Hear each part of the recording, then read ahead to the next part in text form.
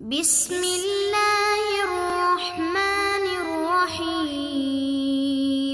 السلام علیکم ورحمۃ اللہ وبرکاتہ۔ آج ہمارا سبق نمبر 22 ہے اور ہم یہ تو جان چکے ہیں کہ فلسفہ اور علم الکلام یہ کیسے آپس میں مل گیا اور مرج ہو گیا، ایک دوسرے سے خلط ملت ہو گیا۔ لیکن آج ہم یہ جاننے کی کوشش کر رہے ہیں کہ جب فلسفہ علم الکلام سے مل گیا اور علم الکلام اور فلسفے میں حد فاصل وہ سمعیات کی مباحث ہیں، اب ہم یہ جاننا چاہ رہے ہیں کہ کیا علم الکلام فلسفے کی طرح مذموم ہے یا علم الکلام کے کچھ فوائد بھی ہیں، اور اگر فائدے ہیں تو علم الکلام کس مرتبے پر علوم کی جو درجات بندی کی گئی ہے اس میں کس درجے پر علم الکلام فائز ہوتا ہے اور کس لیول پر اترتا ہے۔ تو فرماتے ہیں کہ وَبِالْجُمْلَةِ هُوَ أَشْرَفُ الْعُلُومِ، اور حاصل کلام یہ ہے کہ علم الکلام اشرف العلوم، علوم میں سب سے بلند ہے، اشرف العلوم ہے۔ اور اس کی اشرف العلوم ہونے کی وجوہات ہوں گی، تو وجوہات کیا ہیں؟ لِكَوْنِهِ أَسَاسَ الْأَحْكَامِ الشَّرْعِيَّةِ، کہ اس کے اشرف العلوم ہونے کی وجہ یہ ہے کہ احکام شرعیہ کی یہ بنیاد بنتا ہے، شرعی احکام کی بنیاد ہونے کی وجہ سے یہ علم الکلام اشرف العلوم ہے۔ وَرَئِيسُ الْعُلُومِ الدِّينِيَّةِ، اور علم الکلام اشرف العلوم کیوں ہے؟ رئیس العلوم الدینیہ، علوم دینیہ کا رئیس ہے اور سردار ہے۔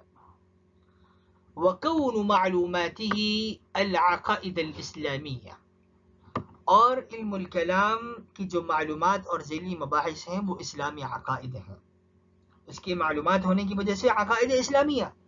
وغایتہ، جب علم الکلام اشرف العلوم بھی ہے، احکام شرعیہ کی بنیاد بھی ہے، علوم دینیہ کا سردار بھی ہے، اس کی معلومات عقائد اسلامیہ پر مشتمل ہیں، تو اس کے فائدہ کیا ہے؟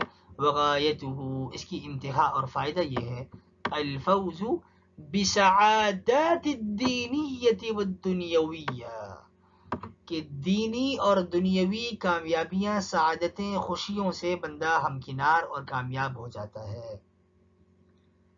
دینی اور دنیاوی سعادت کے ساتھ بندے کا کامیاب ہو جانا، یہ اس علم الکلام کی غایت ہے۔ ظاہر بات ہے کہ جب اتنا بلند ترین علم ہے اور اتنی بڑی اس کی غایت ہے کہ دینی اور دنیاوی دونوں سعادتیں مل گئیں، تو اس کے دلائل بھی مضبوط ہی ہوں گے۔ فرما رہے ہیں وبراہینہ، اور اس کی جو براہین اور حجتیں ہیں، دلائل ہیں، الحجج القطعیہ، وہ سارے قطعی دلائل پر مشتمل ہیں۔ صرف قطعی دلائل، ان کی کوئی تائید بھی ہے، المؤید اکثرها بالادلۃ السمعیہ، جو کہ تائید شدہ ہیں، وہ قطعی دلائل جن میں سے اکثر تائید شدہ ہیں ادلہ سمعیہ سے، اکثر دلائل قطعیہ ادلہ سمعیہ سے تائید شدہ ہیں، ان کی تائید کی گئی ہے۔ وبالجملہ، بالجملہ اور فی الجملہ، یہ دونوں عبارتیں عموماً آپ نے دیکھا ہوگا کہ دونوں استعمال ہوتی ہیں، ان دونوں میں فرق کیا ہے؟ فی الجملہ اور بالجملہ میں ایک فرق یہ ہے کہ اول کا استعمال بالجملہ کا یہ کثرت کے مواقع پر ہوتا ہے، اور فی الجملہ کا استعمال جو ہے یہ قلت کے موقع پر ہوتا ہے۔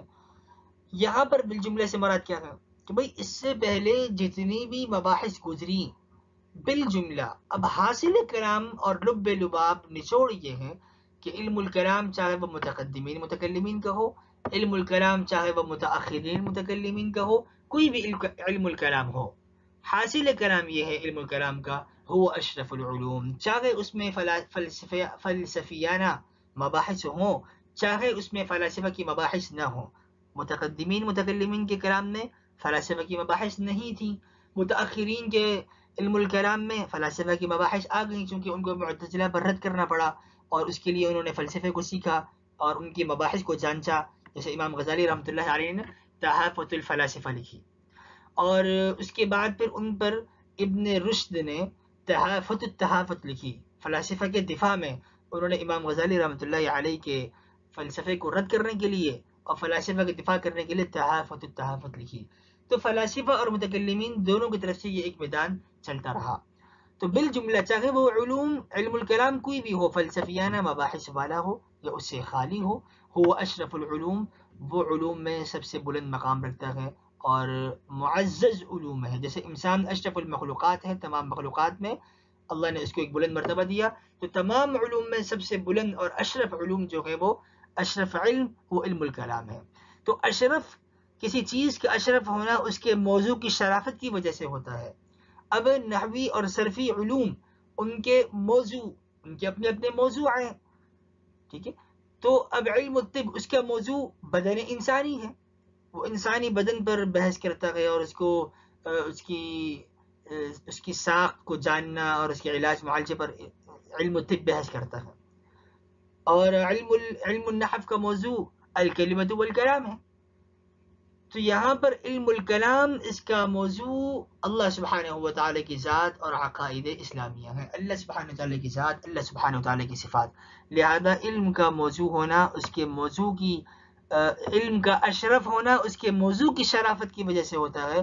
لہذا علم الکلام اشرف العلوم ہے, چونکہ اس کا موضوع اشرف المواضع ہے, اشرف الموضوعات ہے, اللہ سبحانہ و تعالیٰ کی ذات صفات, لہذا علم الکلام بھی اشرف العلوم ہوا.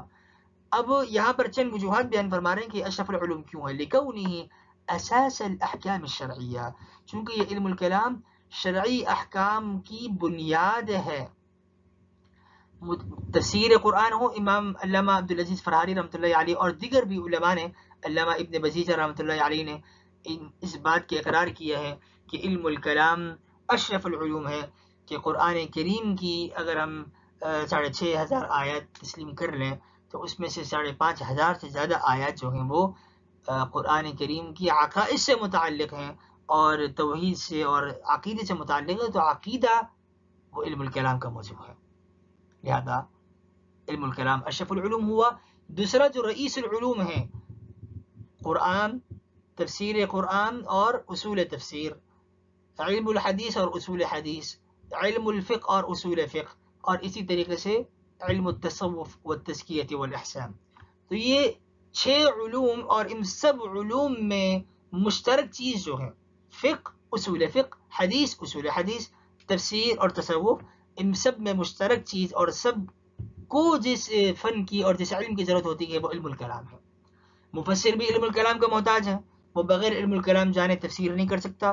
محدث بھی, اور اس پہ شاہد موجود ہیں, تأویلات اہل سنہ والجماعہ یہ تفسیری خدمت ہے, اور امام علامہ ابو منصور الماتریدی رحمۃ اللہ علیہ کی ہیں, اور بھی دیگر بہت سی تفاسیر آپ کو ملیں گی جو کلامی طرز پر لکھی گئی, اور بہت سی ایسی احادیثی کتابیں ہمیں ملیں گی جو کلامی طرز پر ہیں. محدث کو بھی علم الکلام کی احتیاج ہے, اور صوفی کو بھی اور فقہی کو بھی. علم الکلام کا مسئلہ آئے تو فقی کس طرح جواب دے گا. اصول فقہ کے اندر کلامی مباحث ملتی ہیں, اور تصوف, اگر ایک بندہ تصوف جانتا ہو اور علم الکلام میں ماہر نہ ہو تو وہ قریب ہے کہ وہ گمراہ ہو جائے, وہ اللہ سبحانہ تعالیٰ کے لیے جسم کا قائل ہو جائے, والعیاذ باللہ من ذلک. ہم اپنے اردو کے فتاوی جات دیکھیں, اصول جو ہمارے اردو فتاوی جات ہیں فقہی, ان سب میں ہمیں سب سے پہلی مباحث جو ملتی ہیں وہ عقائد کی ملتی ہیں, چاہے وہ آپ کے مسائل ان کا حل ہو یا کوئی اور کتاب ہو. یا ہم تصوفی کتابیں دیکھیں, امام غزالی رحمۃ اللہ علیہ کی احیاء علوم الدین, تو اس میں بھی ہمیں جو ہے ان کی قواعد العقائد اور دیگر ہمیں رسالے ملتے ہیں جو علم الکلام سے متعلق ہیں. لکونہ اساس الاحکام الشرعیہ, تو اس لیے پتہ یہ چلے کہ شرعی احکام کی بنیاد علم الکلام ہے, اور رئیس العلوم الدینیہ, اور تمام دینی علوم کا سردار یہ علم الکلام ہے. اب وہ تمام علوم دینیہ, چاہے وہ تفسیر کا علم ہو, حدیث کا ہو, اصول حدیث کا ہو, فقہ ہو, اصول فقہ کا ہو, یا وہ تصوف کا ہو, رئیس علم الکلام ہی ہوگا. وکون معلوماتہ العقائد الاسلامیہ, اور تیسری بات یہ ہے کہ علم الکلام کی جتنی معلومات ہیں, مباحث ہیں, وہ اسلامی عقائد پر مشتمل ہیں. اسلامی عقائد تفسیر سے ثابت ہوتے ہیں, حدیث سے ثابت ہوتے ہیں, اور اسلامی عقائد ان چیزوں سے ضرور ثابت ہوتے ہیں, لیکن وہ علم جو صرف عقائد اسلامیہ سے بحث کرتا ہے وہ علم الکلام ہے. وغایتہ, اسی لیے اس کی انتہا اور غایت یہ الفوز بسعادات الدینیۃ والدنیویہ, دینی کامیابی تو ملتی ہی ہے, دنیاوی کامیابی کیسے مل گئی. دنیاوی کامیابی یہ ہے, دنیاوی سعادت یہ ہے کہ انسان جب وہ دینی سطح پر مطمئن ہو جاتا ہے تو وہ جان لیتا ہے کہ میری دینی کامیابی کس میں ہے. جب وہ یہ جان لیتا ہے کہ میری دینی کامیابی اللہ سبحانہ وتعالیٰ کی رضا میں ہے, اور وہ یہ جان لیتا ہے کہ دنیا کو بنانے والی بھی اللہ کی ذات ہے, اللہ سبحانہ و تعالی نے ہی دنیا کو وجود بخشا ہے، تو دنیا کی کامیابی بھی اللہ کی رضا میں ہے۔ اب وہ دنیا بھی انتظام انصرام کو بھی سمجھتا ہے کہ صبح و شام کیسے ہو رہی ہے، اور وہ دنیا کے اندر بھی سعادت مند زندگی گزارتا ہے، چونکہ اس کا نظریہ یہ ہوتا ہے کہ مرنے کے بعد میں کسی مضبوط اور زبردست دربار میں جواب دہ ہوں، تو وہ دنیا کے اندر بھی قانون کے مطابق زندگی گزارتا ہے اور بے راہ روی کی زندگی نہیں گزارتا۔ وہ براہین ہوں اور علم الکلام کے جو دلائل ہیں، الحجج القطعیہ، وہ قطعی حجتوں پر مشتمل ہیں، المؤید اکثرها، جن میں سے اکثر دلائل قطعیہ کی تائید میں دلائل نقلیہ مؤید ہیں۔ المؤید اکثرها، اکثر کی تائید کی گئی ہے، بالادلۃ سمعیہ، دلائل نقلیہ اور سمعیہ سے، کہ دلائل نقلیہ جو احادیث مبارکہ ہیں وہ ان قطعی دلائل کی تائید کرتی ہیں۔ سبحان اللہ وبحمدہ، سبحانک اللہم وبحمدک، نشهد ان لا الہ الا انت، نستغفرک ونتوب الیک، سبحان ربک رب العزة عما یصفون، وسلام علی المرسلین، والحمد للہ رب العالمین۔ السلام علیکم ورحمۃ اللہ وبرکاتہ۔